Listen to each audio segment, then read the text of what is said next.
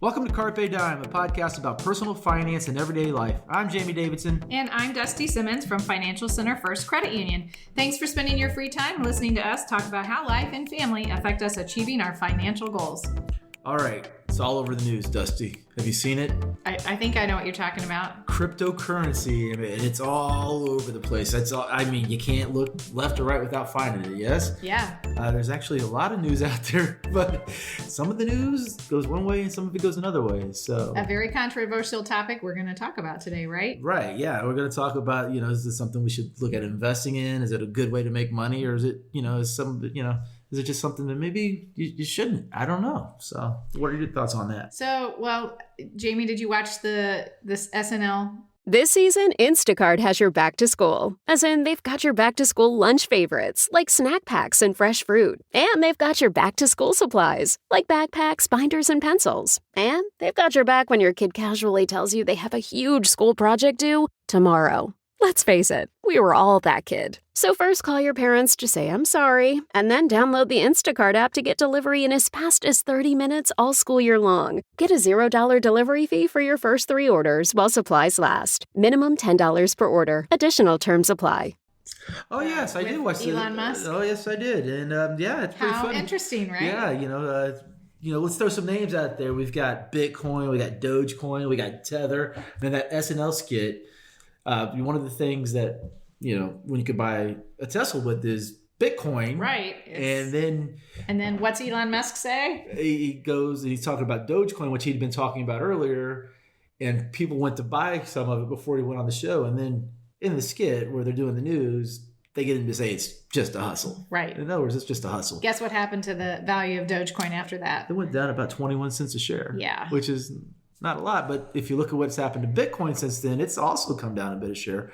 And I know that will date what we're talking about, but what I'm wondering with cryptocurrencies, it doesn't matter where we start talking about it, it's going to be here or there. So this might fit at any other time. Right.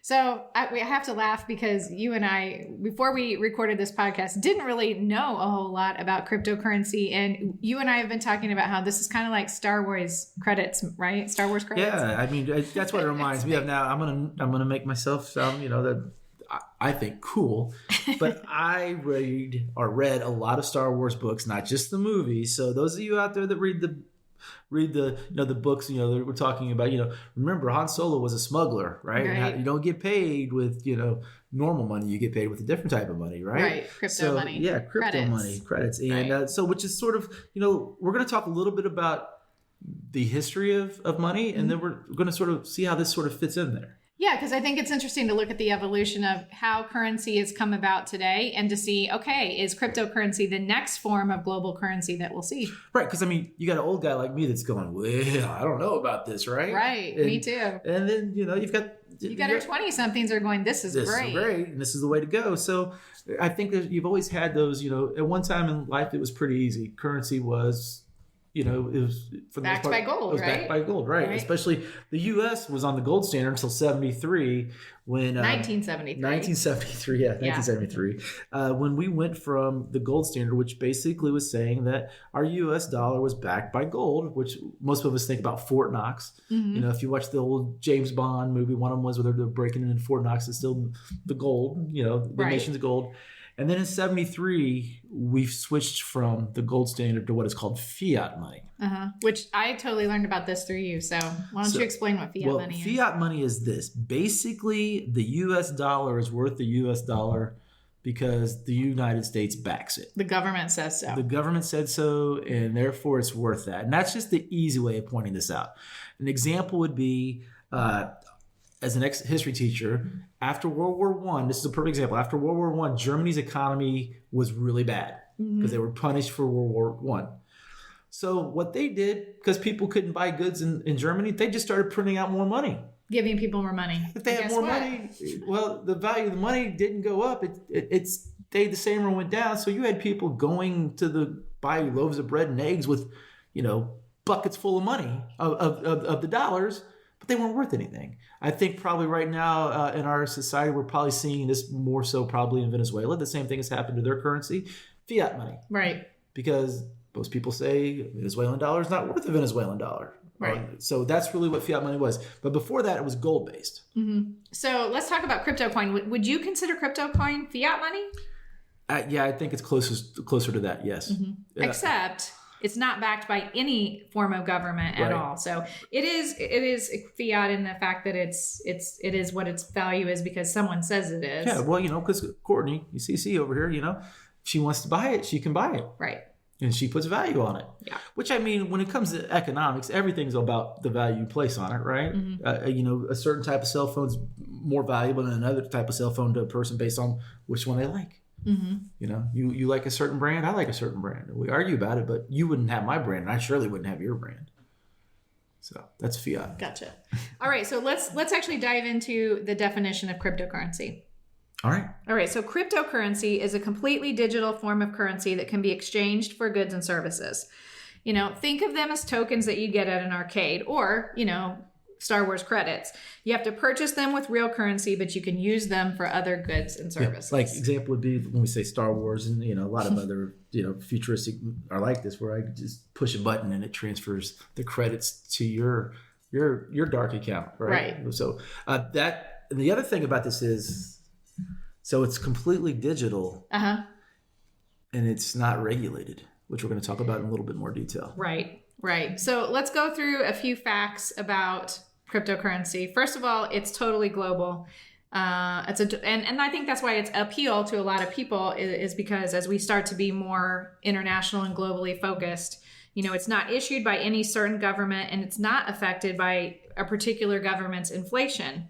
And it's also not backed by any sort of commodity like gold or another currency. And in today's economy right now, currently inflation is starting to tick up. Cryptocurrency could be looked as a positive thing to have because it's not subject to the value of the dollar going down. Right. That's one. The other thing a lot of people sort of place on this is it's good for criminal enterprises. So that's one of those things that cryptocurrency sort of gets a bad name about. Right. But there's a lot of up and up reasons to use it as well. So, okay. So, Bitcoin is probably the most popular cryptocurrency you may have heard of, but there are definitely a few others that are on the rise, right? Right. Like we just said, Dogecoin, but that was started as a joke from a meme. We've got Tether. That's another one I think of. But when you look at them, the one that has the most value, that's most accepted, is Bitcoin. Yeah, and that goes to kind of the point that not all cryptocurrency is created equal, where, one Bitcoin at the current day is worth about $42,000. One Dogecoin is worth, how much? Did we look that up today? It was under 50 cents, yeah. like 49 cents. So huge swing. But all cryptocurrency is mined through your computer. Right. Well, yeah, that's what we found out. Yeah. Yeah. So I was going, it's mine. And she's like, what do you mean it's mine? And I go, I'm trying to figure this out. And it's mined through a process called blockchain, which basically allows you to find cryptocurrency, but also it's basically you are testing transactions to ensure the validity of the blockchain system, which cryptocurrency lives on. So it's kind of this complicated algorithm of things that happen in giant, massive computers that do all of this. Yeah. So, our goal here today is to try to make it a little clearer for you. And if we make it as clear as mud, we're actually, I don't know if we're doing a service or not. Also, it's considered to be highly volatile. And while fairly safe, it has been stolen a few times in the past. It's been hacked. It's been hacked. Yeah, because it's all done on computers, right? Right. Yep. So what do you mean by volatility? Volatility means, like you said earlier, it can go up really high and really low. Just like the stock market. Yeah, but there's no regulation of it like the stock market. Where it's got caps and all of that. Yes. Mm-hmm. And so also things like reputation risk, like what Elon Musk did with Dogecoin, greatly affected, day-to-day market value, right? Yes. So. Yeah. That and the other, like we said, it's sort of like the value is what person places on it. Mm-hmm. Yep. So really interesting too, cryptocurrency is traded on digital platforms and you can download a digital wallet in order to keep your cryptocurrency in. But interestingly enough, there's actually a European bank that's been set up to deal in cryptocurrency. And I even found examples of ATMs that you can find now that deal in cryptocurrency. So while it's still not mainstream, it's starting to become mainstream. And PayPal just recently announced that it's going to start taking forms of cryptocurrency for payment. So I don't know. We'll basically see if it's kind of something that really catches on in a mass way or not. Yes. Well, let's talk about the users. Okay. So, as you can probably imagine, it's the younger people that are using it. 74% are aged 25 to 44. So, hey, you're still in the young group. Dusty, are you using it? Well, you know what? After researching this podcast, it's something that I might consider at least dabbling in just to get a better understanding of what it is. And you never know. But I don't see it as a long-term investment strategy. But well, and I'm sort of making fun of myself here.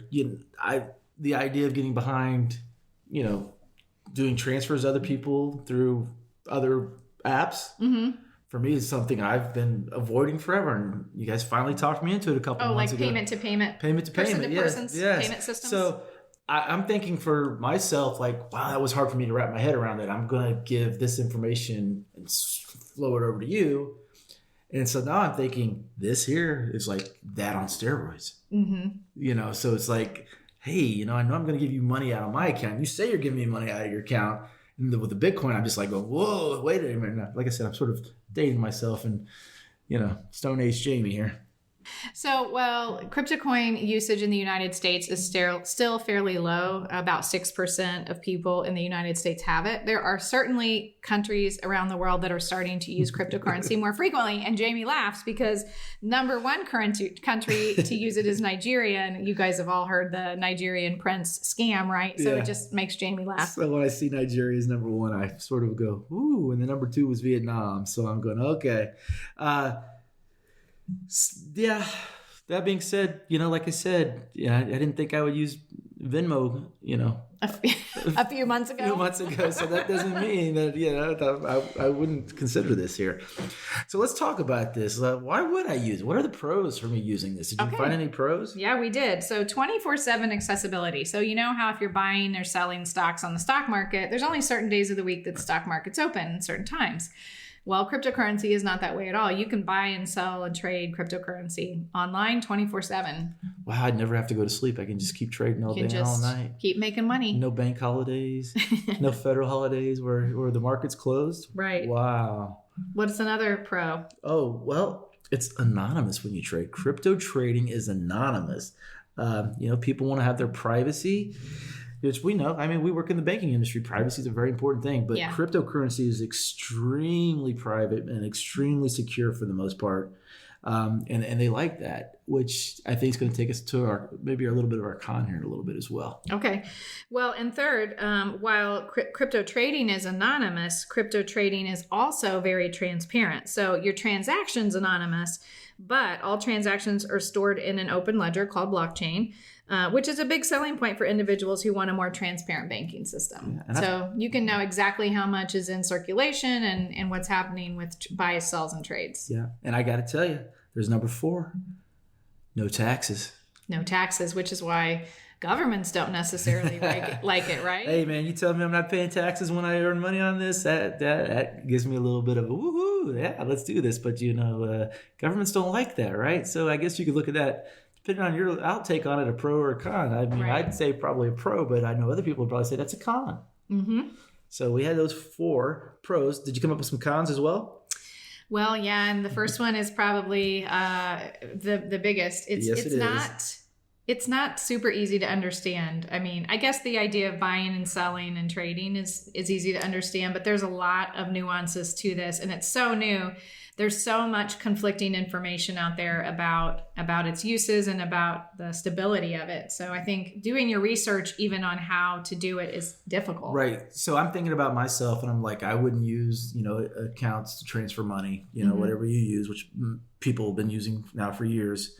And we were doing the research on this. I was trying to figure out how to purchase it. Yeah. Because I'm thinking, okay, I'll throw $100 into something and see what happens. But I couldn't find the one place to go. And I put my finger in air quotes, the one place, because I found multiple ones, but I couldn't find which one I should use. So for me, I'm like, which one of these should I use? So a little bit overwhelming. A little overwhelmed. Hard to understand a little bit, right? Mm-hmm. Number 2. High market fluctuations. If you think about cryptocurrency as you would maybe your long-term investment portfolio strategy, with investment portfolios, you can kind of see the trends of where things have gone and the historical where it's going. So, but cryptocurrency is totally different, right? Yes, it is. Yes, it is. It's because it's not regulated by anybody, and right? it's fairly new, so there's not a lot of historical data. Right. It's basically got value because people are putting value on it. That doesn't mean it doesn't, because if people are spending their money on it, then it's worth something. But the question becomes, what happens if everything falls out? What if Elon Musk makes another comment about Dogecoin and all of a sudden your 45-cent investment, which you started at 65, drops down to $0? Well, yeah. Or if he says something and it goes from 45 to $1.55 or 100, I'll take that. So it's both ways. Right.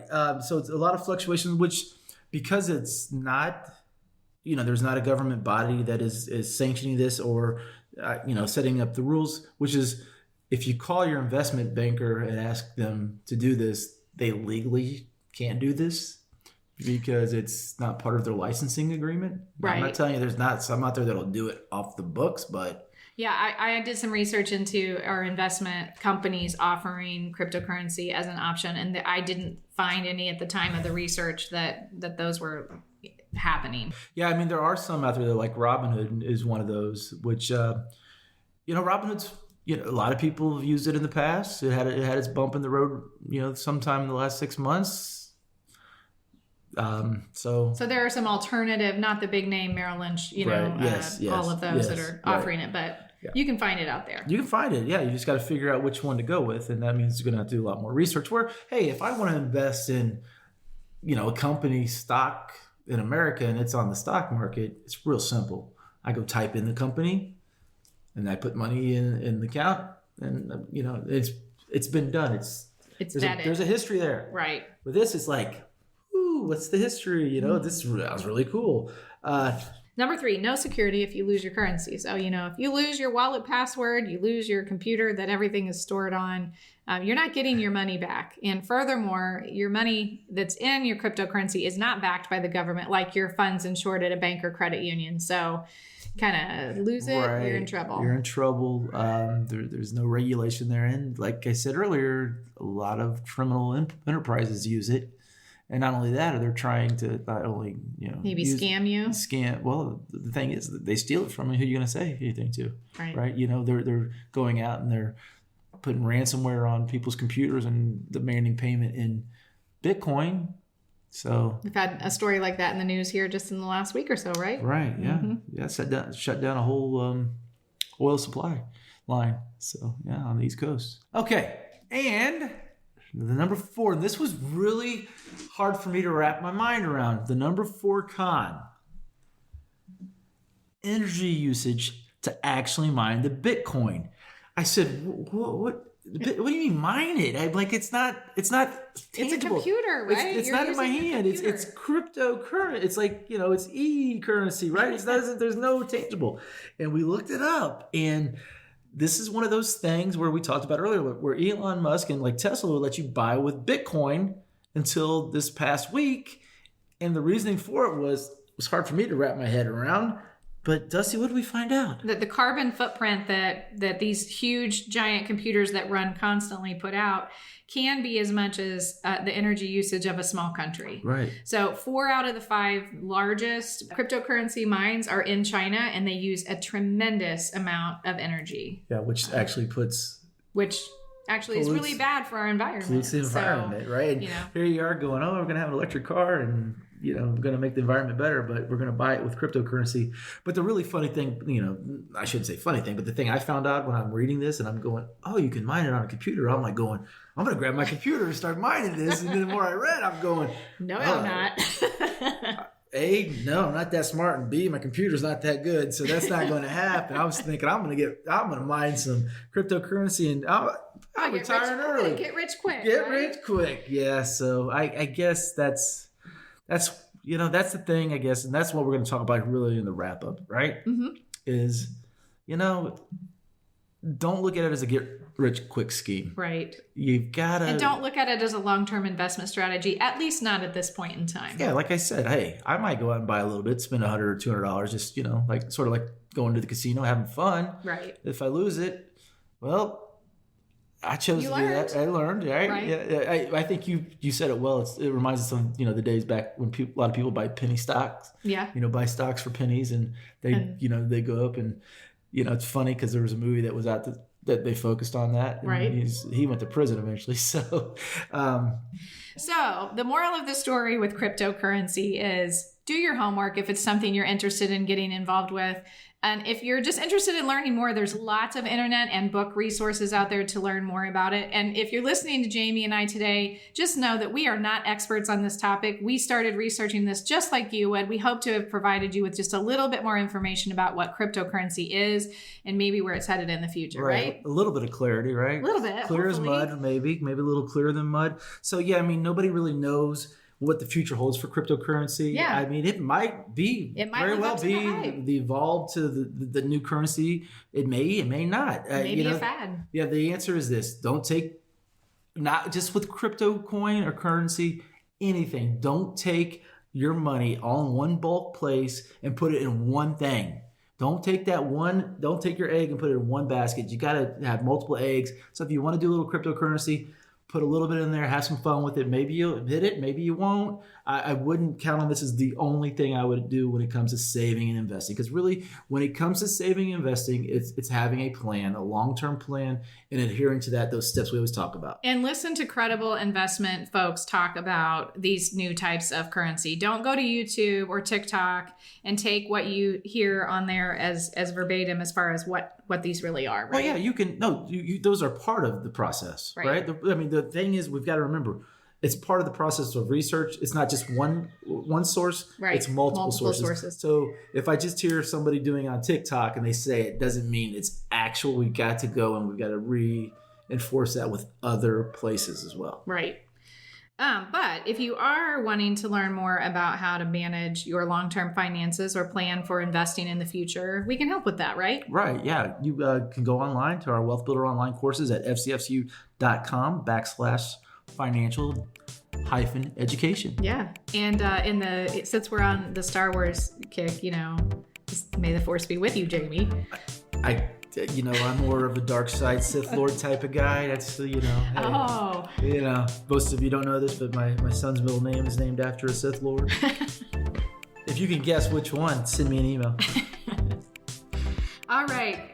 Carpe Dime is presented by Financial Center First Credit Union. It's produced by Jamie Davidson, myself, and Courtney Cooper. Financial Center is a 7-time national award winner in the category of adult financial literacy, and our goal is to help you do what, Jamie? Improve your financial life. To learn more, visit fcfcu.com. Subscribe to iTunes, SoundCloud, Spotify, and the Indiana Podcast Network. That's right. See you next time. Thank you.